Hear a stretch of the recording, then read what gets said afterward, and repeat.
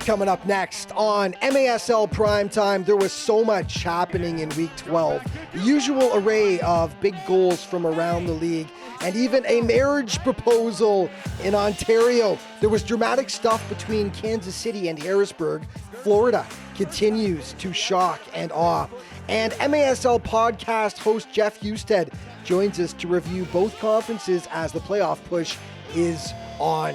It's all coming up next on MASL Primetime.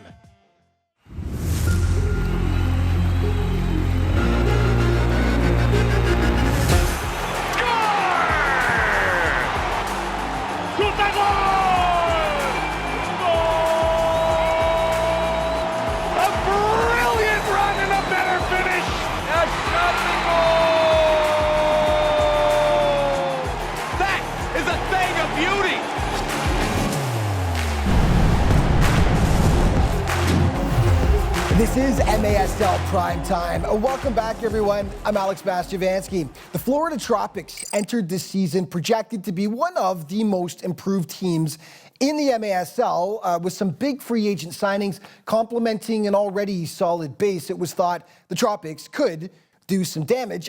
I'm not sure if anyone thought they were going to be this good, though. Through 11 weeks of play, they'd shot to the top of the Eastern Conference standings, having taken down MASL powers Milwaukee and Baltimore in the process. Well, Saturday presented a new challenge as they got to test themselves against Western power San Diego. Highlights in this segment are brought to you by Miter Soccer. Miter is the official soccer ball of the MASL. San Diego is a traditional MASL power. Florida, not so much. So this was a great test for the Tropics, and they passed with flying colors. Drew Ruggles makes it 1-0 for the home side. The blue and gold equalize in the second. Taylor Bond, Roof Daddy. Nothing Hugo Silva can do about that one. It's 1-1. Second half, Victor Pereras took over for Florida. First, he pounds the shot past Pardo to make it 2-1. Soon after, Anthony Arico gets chopped down by the keeper, so penalty kick is called. Pereras takes it, and beautiful moves as he adds another tally for FLA. With the score 3-2, Matt Clare rips home the pass from Gordy Gerson, and then some textbook arena soccer from the Tropics off the boards to Clare once again. There was plenty to celebrate in Lakeland on this day.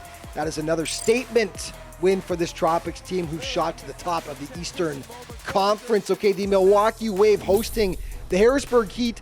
Marcio Lete gets the ball rolling for the Wave in the first quarter as he knocks it past Jesus Molina. And then one of the goals of the week in the second quarter, Derek Huffman off the glass to Andre Hain. That is how you get it done in arena soccer. 2-zip in the fourth quarter, up 4-2. Max Ferdinand hits it past Molina. The Wave up 5-2 at home. What could go wrong? Everything, as it turned out. William Eske makes it 5-3. 4 minutes later, Malcolm Harris follows up and draws to within one. And then gorgeous passing as Daniel Villela and Dom Francis hook up. Tied game. Then, with just over a minute to go, Marcel Berry pots the winner for Harrisburg. Massive comeback, massive win by the Harrisburg Heat, who stormed back in Milwaukee to take down the Wave on their home floor, no less. Ontario hosting Mesquite, and the Outlaws have struggled lately. They'd lost 4 straight heading into this one, and things got no better. Justin Stinson draws first blood, 8:16 in. Late in the quarter, Juan Gonzalez hammers it right up the middle. No fancy stuff needed. It was 2-0 Ontario. A second quarter, Thiago Gonzalez finds the back of the net to make it 3. And yeah, Thiago celebrates in style.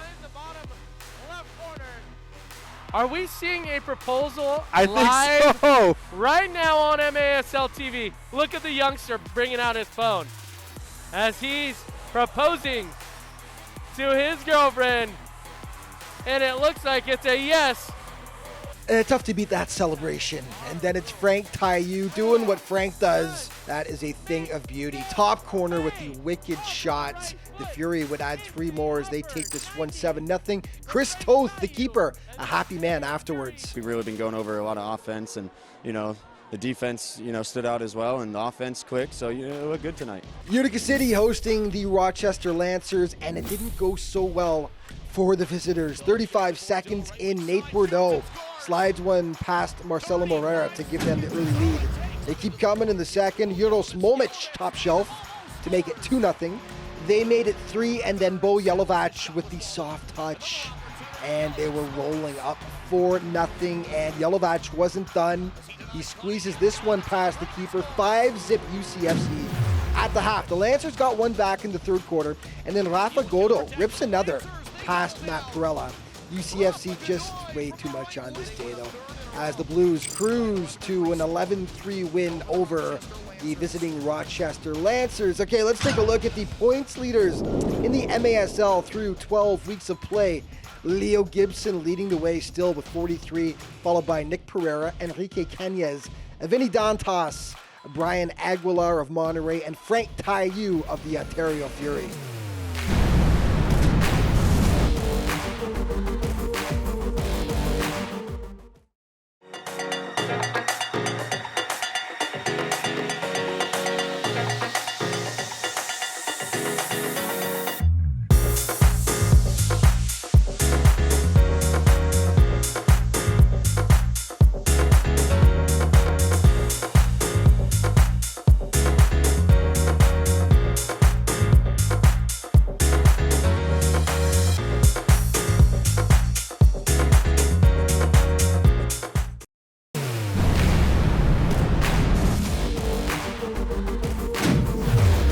Hey, welcome back to MASL Primetime. The Sonora Soles made their return to the league this season after taking a hiatus for 1 year, and the Suns really have been competitive right from the get-go. Heading into Week 12, they sat in the fourth and final playoff spot in the Western Conference, but they've got Ontario and Tacoma breathing hard down their neck, and since it looks like the battle for that postseason berth is likely going to go right down to the wire, they couldn't afford to take the struggling Dallas Sidekicks lightly last weekend. Dallas has shown it does have the ability to pull off an upset despite its subpar record. Down 3-1 in the second quarter, Philippe de Sousa bangs home a rebound to pull the Sidekicks to within 1. Christian Espinoza responds for Sonora, though, tucking it just under the bar. Good heads-up play here by Ricardino Cavalcante as he steals, floats it into the open net.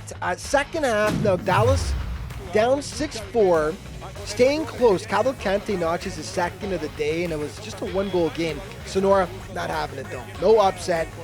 Daniel Lopez makes it 7-5, and the Soles would hold on the rest of the way as they down the pesky Sidekicks 11-7. The ambush taken on the Harrisburg Heat.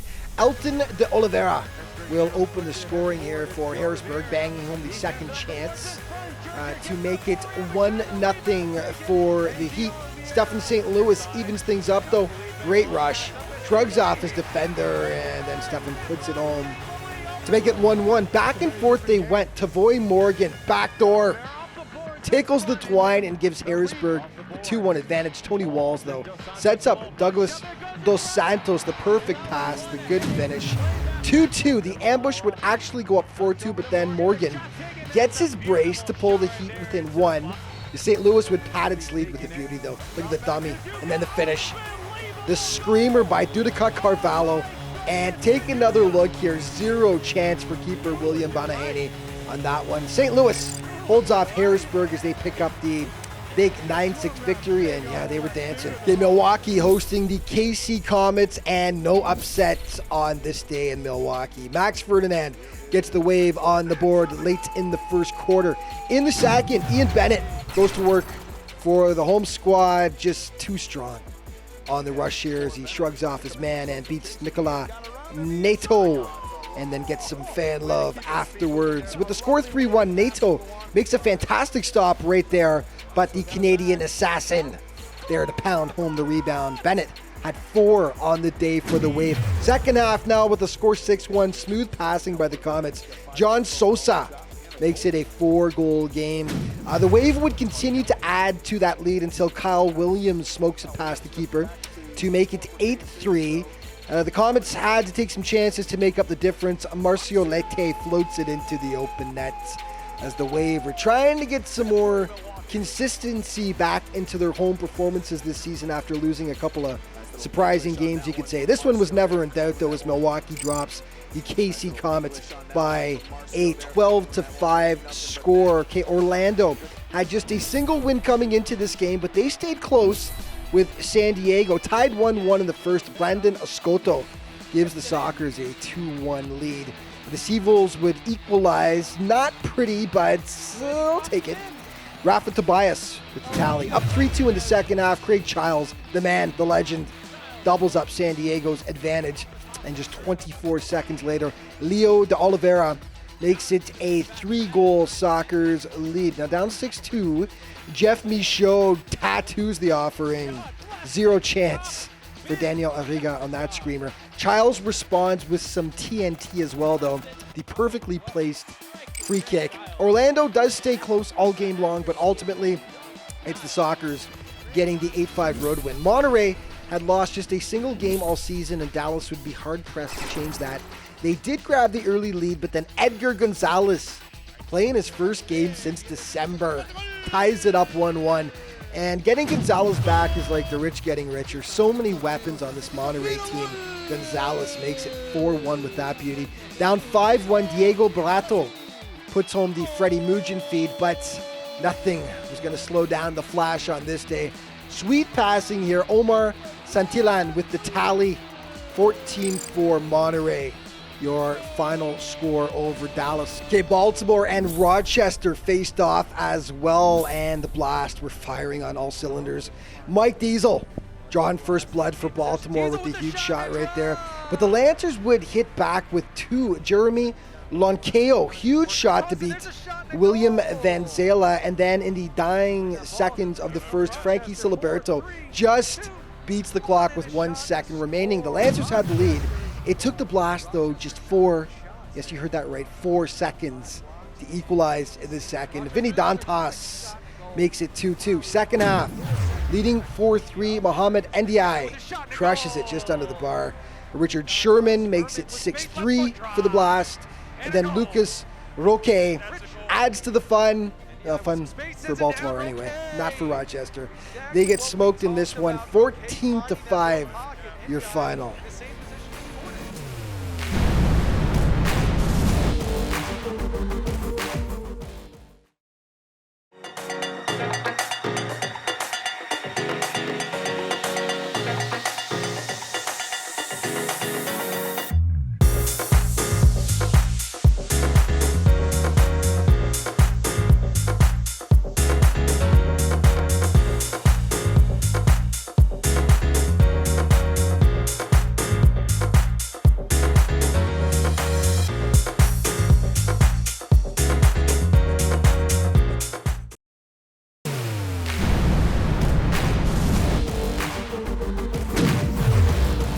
Hey, welcome back to MASL Primetime. We are through 12 weeks of play now, which really is as good a time as any to take stock of what's happened in the league so far this season. And here to do that with me now via Skype is the host of the weekly MASL podcast, Jeff Husted. Welcome back, Jeff.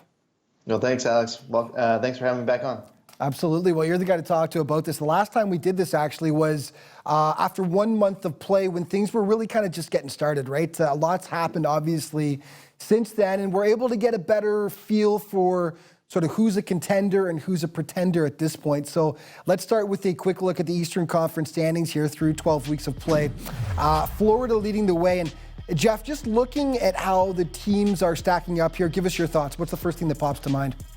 Well, you know, they're standing out, but behind them, you got a couple log jams. You got Utica and you got Milwaukee kind of fighting for that second spot. But then the fourth spot, you know, who's that going to be? It's going to be Harrisburg, it's going to be Baltimore, is it going to be St. Louis, is it going to be Kansas City? Any of those 4 teams is going to be fighting for that 4th position. And there's a very real possibility that for the first time in my memory, we could have a playoffs without the Baltimore Blast, which is amazing to me. It'd be, how disappointing that would be for the city of Baltimore, having such a powerhouse team for all these years. I think they're really going to turn it on down the stretch, but we'll talk about that later on. Let's skip to the West. A look at the standings here with Monterey leading the way. What's the first thing that really hits you about the West? You know, Monterey and San Diego, top of the class there. And then it's another logjam right there with Sonora, Tacoma, Ontario, any of those three teams. And then Mesquite, who started out so strong, they've kind of faltered a little bit coming down the stretch here. But then you got to wonder, is it because the teams have a book on them and they kind of know what to expect? Or is it because they just hit that mid-season lull that sometimes teams get, and then they'll start the postseason push? With a coach like Tattoo, you got to think that they're going to put it together and make a run towards the end. So, whereas the East, you've got a logjam really for that fourth spot. It's third, fourth, and even a little bit second if San Diego falters at all. Yeah. In the West. Yeah, agree though. Mesquite they haven't played like an expansion team. They've been really quite impressive so far this year. Monterey, to stick with the West for a second, utterly dominant up to this point. Did you expect the Flash to be as good as they've been this season? Monterey's just been consistent since the get-go. They're very good. They come out with solid play every week. And I heard somebody talk about it on a broadcast this week. They're non-traditional for indoor soccer, where you'll have guys post up and be a target player in most teams. They just send wave after wave after wave of players towards the offense. And as a defense, it's hard to mark up against that and hard to know what you're going to face even from play to play. Right. Do you think they have the most depth offensively of any team in the league? Offensively, yes. Yeah. You can go down their roster and they've got scorers, 7, 8 deep. Whereas some rosters, you've got 2 or 3 guys that you can count on just to be scorers. Yeah. Yeah, agreed. No. Back to the East, though. The Florida Tropics, 13-1 so far. And, while Monterey is a traditional MASL power, the Tropics are not. And they made some key signings in the offseason. So we all knew they were going to be much more competitive this year, but they've been just almost unbeatable, haven't they? They have been. And it's been great to see them to work together, and their pieces are just interchangeable. Whether it's Gordy Gerson, who's come back from injury and he's playing well, Victor Pereira's, all those guys, we're working together in a way that I didn't think a lot of people even knew was possible when you put that many superstars together. Yeah. I'm going to put you on the spot. We've got about a minute and a half left here. So if the regular season were to end today, who, Jeff Husted, would be your choice for MASL MVP? So that's a loaded question. It is. Because it's always a thing there.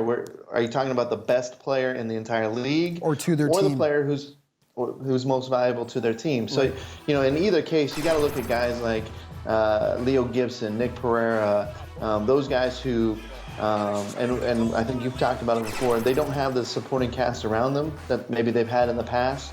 Or a superstars team, but yet they've propelled their team into the playoff conversation every week. Then you got guys like Frank Tayu, who's probably in the same boat, but then in Sonora you got Enrique Cañas, and you probably got about 3 or 4 guys from Florida and Monterey that you could put into that mix. So I'm going to say I'll see at the end of the year. You'll see at the end of the year. You're going to put it off a little bit, but what you're saying is true. But of course, when you look at a Leo Gibson, you look at a Nick Pereira and a Frank Tayu, all guys who are up near the top or at the top of the MASL scoring race, despite having the lack of a supporting cast offensively, says something, doesn't it? It's sure pretty does. amazing that they put up those point totals, yeah. But we're almost out of time. So I'm going to have you on again, and then I'm going to make you actually answer the question fully at the end of the season, okay? Okay. That's truly putting you on the spot. But hey, listen, love the MASL podcast. Keep it up, my friend, and we'll chat next time. All right, great. Thanks, Alex. All right, more MASL Primetime coming up in just a second.